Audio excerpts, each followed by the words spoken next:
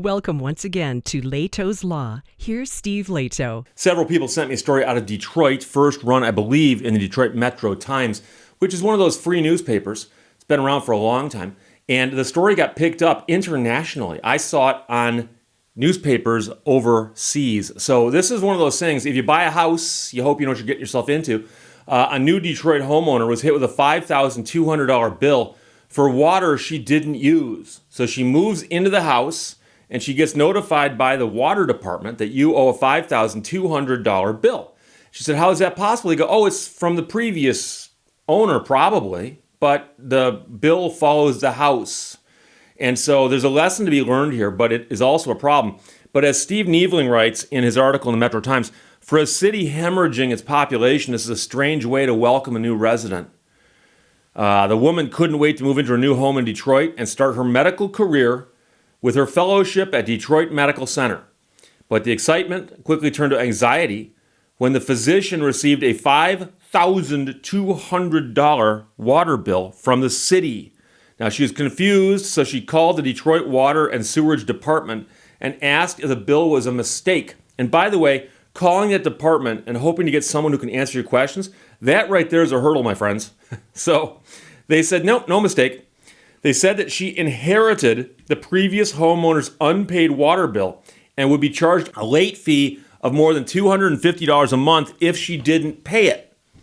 So, of course, she is a recently graduated doctor. She's got student debt up to here. And she said she couldn't pay the bill unless she wiped out all of her savings. So now she's faced with a choice.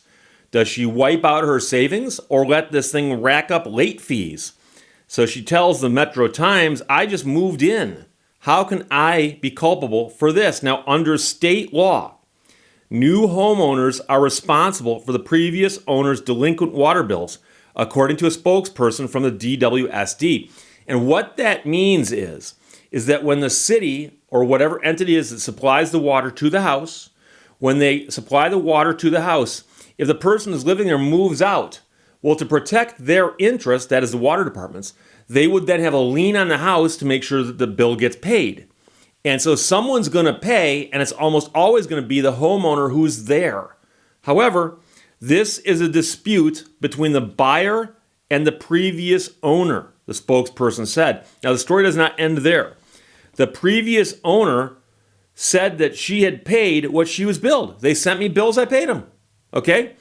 And according to invoices and paperwork reviewed by the Metro Times, that appears to be the case. So where did the $5,200 figure come from?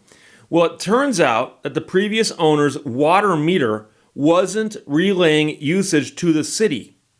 So the bill was a flat service fee. So they got these meters, these newfangled meters, and they're supposed to be sending information to somebody somewhere. And instead, they said, well, we're not getting the information. We'll just send her a flat bill until we can figure this stuff out. So when this woman here moved into the home, an employee from the water department came to the home and checked the meter to see what the former owner had actually used. But because the bill follows the house and not the owner, here's the bill. We give it to the house, but the water was used by the previous owner, and we don't know for how long that was, but that's how they arrived at the $5,200 figure. Now, the spokesperson says once a real estate closing was requested, that is, somebody contacted the water department and said, we need you to come out and read the meters because there's about to be a closing. We were then able to get access to the meter thanks to the new owner and produce an updated bill reflecting the volume usage at the property based on the meter reading. While the meter is our property, it was up to the previous homeowner or occupant to give us access to inspect the meter and update the billing. So the spokesperson says that they tried to alert the previous owner about getting an updated reading, but they're unsuccessful in doing so. We don't know whose fault that was. He says, we reached out to the original owner on several occasions about a meter inspection and updating the account. We had a very specific notice on the front of the bill, and the notice read, the water usage history graph is not available for your account due to no water meter or no water consumption in the last 13 months. But of course, the question is, who reads their bills other than just to look at the number and pay them? So the previous owner never contacted the water department. Whatever the case, the new owner, the doctor, says it's unfair that she's being forced to pay for water she did not use. There was no way for her to know she was buying a house that came with a $5,200 unpaid water bill. And normally, an unpaid water balance is reflected on the home's title, so the prospective buyer knows there's a delinquency. But in this case, when the real estate agent checked the title, there's no balance because the water department hadn't known there was a balance yet either. I am early in my career and I'm a new homeowner, the doctor says, the buyer, but I'm not in a position where I can't pay the bill. There'll be a lot of late fees and it'll hurt my credit rating. I'm stuck with a more than $5,000 water bill. So Mr. Nieveling then writes, for a city hemorrhaging its population, this is a strange way to welcome a new resident. And so there's a few things that we could learn from this. And one of them is, and this is something I was surprised about, but it varies from state to state. In some states, it's not uncommon to have all of your real estate documents reviewed by an attorney. And you go to a closing and you bring an attorney with you. Other states, it's not that out of the ordinary to go to a closing without an attorney, but to have a real estate agent who represents you. Now, I know in the old days, it was not uncommon for someone to call up and say, hey, I found a house that's listed for sale, I want to buy it.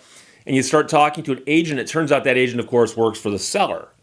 But I've heard of stories before where somebody just goes, well, I'll buy the house, and they work with that agent and they buy the house with nobody else involved. But of course, there's all kinds of things that you can do nowadays. And you can buy title insurance, for instance, and a title insurance company will do a research on the history of the house, make sure there's no liens or encumbrances, as we call them. And one of the things that they have changed in more recent years, I'm talking about in the last, few decades, but recent in terms of American history, is that in Michigan, for instance, there is a mandatory disclosure for residential properties. So if you are buying a house that you're going to live in and someone's selling it to you and they lived in the house, they're required to fill this form out and answer a bunch of questions, such as, has there ever been any evidence of flooding? Not has it ever actually flooded, is there evidence of flooding? And we've heard stories where someone says, I bought a house and the first time it rained, it flooded. Now, it's probably been doing that for a long time. How could the sellers not know that? And so in the old days, you could have gone after the sellers for failing to disclose to you. And that's a concept called misrepresentation, often silent misrepresentation, because they failed to speak when they should have. That is to tell you something you would have wanted to know, but you couldn't know, and they knew it and they didn't tell you.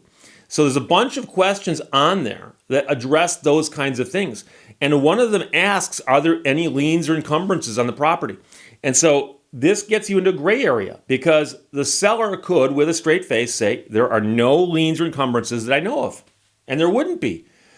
But the question is, if the seller had been sent notices from the water department saying, we don't know what the actual bill is here because we can't get to your meter. Can we please get to your meter? If the seller never responded to those, it very well could be that they were on notice that there could be an unpaid water bill, and that would, of course, amount to a lien or an encumbrance. Now, a savvy real estate agent who deals in the city of Detroit would have known this. And I'm curious to know if the buyer of this home used an agent who's familiar with what happens in Detroit. Because strange things happen down there that don't happen in other cities.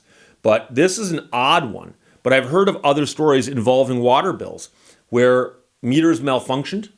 And there was a famous case out of, I believe, Garden City and a couple other cities in Wayne County where the water meters had been bought from a company that didn't do real good work on the meters. And the meters malfunctioned. And when they went in and rechecked the meters, they discovered that they'd underbilled people tons and tons of money over the years. So they sent out adjusted bills to people and said, hey, we know you think you're current on your water bill, but you actually owe us $500. You owe us $1,000. And they sent those to a lot of people who freaked out. And the city goes, well, there's a meter inside the house and a meter outside the house, and the one outside is malfunctioning. And until we get inside the house to check the inside one, that's what happened there. But here, everyone knows what happened. It's just a question of who should have known about this, if anyone. And should they have notified the buyer they're getting themselves into this? So it very well could be that the seller was on notice due to the water bills. That's possible. And it could be that an agent, if there was an agent involved in this, somehow didn't think of this. And that's kind of strange too, because I've seen the residential real estate disclosures. They cover all kinds of stuff, everything from presence of potentially lead paint to are there any, easements on the property, to are there any liens or encumbrances on the property. And so if you answered a question no about liens and encumbrances and there was, now you can make the argument, say, I didn't know, and it's reasonable that I didn't know, and I made that statement truthfully to the best of my knowledge. And then the question is, was it worded to the best of your knowledge, or was it just yes or no? So it's a strange one. I hope they work something out, and I'm also hoping that this is one of those occasions where perhaps a lot of attention to this will help this woman.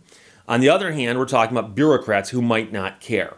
So if this was a used car dealer that was trying to hit somebody for $5,000, yeah, we can shame them into doing the right thing. Can you shame the Detroit Water Department into doing the right thing? I doubt it. But it's a crazy story. Idana, Anthony, Chad, and Mike all sent it. Steve Neveling wrote it for the Detroit Metro Times, which is a very, very cool newspaper. In fact, they published a few things I wrote a long time ago. New Detroit homeowner hit with $5,200 bill for water she did not use. Questions or comments, put them below. Let's talk to you later. Bye-bye. Thank you for watching Lehto's Law.